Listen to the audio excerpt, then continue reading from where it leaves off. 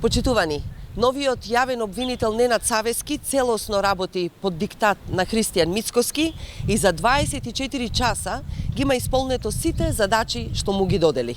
Постојано ја елиминираше Ленче Ристовска, независен и признат професионалец, која соработуваше и со Евроджаст, а беше принудена да си замине.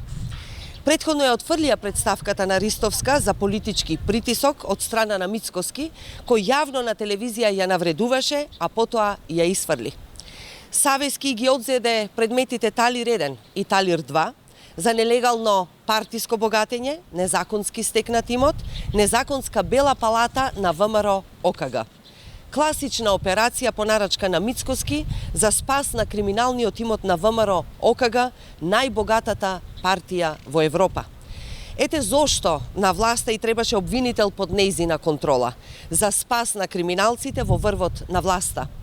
Претходно, почитувани, беше елиминирана и обвинителката која ги уапси ВМРО-вските началници, инспектори и полицајци, осомничени за трагедијата во Кочани. Беше укината суспензијата на вишиот јавен обвинител Цветановски, кој се откажа од гонењето на началникот Латас. На голема врата се враќаат обвинителите од тефтерчињата на Мијалков. Савески лично ја предложи Јасмина Костевска-Здравевска за шеф на вишото јавно обвинителство, позната од бомбите каде Мијалков и Гордана Јанкуловска го договараат токму нејзиниот избор. А нејзиниот сопруг исто така беше дел од процесот за лустрација на Славко Јаневски.